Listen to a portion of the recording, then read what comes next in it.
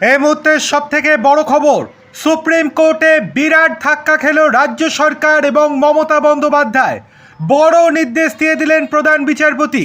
বিপদ বাড়ল মুখ্যমন্ত্রী মমতা বন্দ্যোপাধ্যায়ের। কি নির্দেশ, চলুন বিস্তারিত দেখে নেওয়া যাক। তার আগে আপনাদেরকে অনুরোধ, ভিডিওটি ভালো লেগে থাকলে লাইক, কমেন্ট, শেয়ার এবং সাবস্ক্রাইব করতে একদম ভুলবেন না। চলে আসি বিস্তারিত খবরে। পশ্চিমবঙ্গে এসআইআরের কাজে শুধু বাংলা নয়, বিচারক আনা হবে ওড়িশা এবং ঝাড়খণ্ড থেকেও, জানালেন সুপ্রিম কোর্টের প্রধান বিচারপতি সূর্যকান্ত। বিচারপতির উপলব্ধি, শুধু বাংলার বিচারক কাজ করলে তালিকা বেরোতে অনেক দেরি হবে।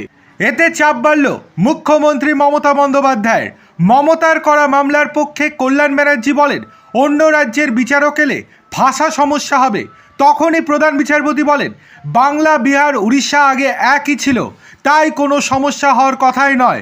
প্রধান বিচারপতি বলেন, প্রায় 80 লক্ষ লজিক্যাল ডিসক্রিপেন্সি এবং আনম্যাপড তালিকা রয়েছে।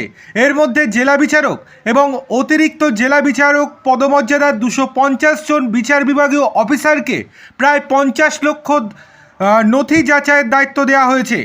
এই কাজে হাইকোর্টের প্রধান বিচারপতি 3 বছর বা তার বেশি সময়ের অভিজ্ঞতা সম্পন্ন সিভিল জজ পদমর্যাদার অফিসারদেরকেও অন্তর্ভুক্ত করতে পারবেন।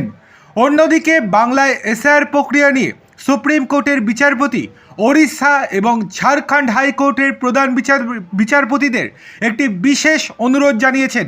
তিনি নির্দেশ দেন যে কলকাতা হাইকোর্টের প্রধান বিচারপতির পক্ষ থেকে কোনো আবেদন বা প্রস্তাব এলে তা যেন অত্যন্ত সহানুভূতির সঙ্গে এবং জরুরি ভিত্তিতে বিবেচনা করা হয়।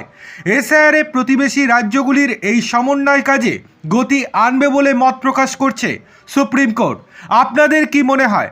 আপনারা আপনাদের মূল্যবান মতামত আমাদেরকে কমেন্ট করে অবশ্যই জানান।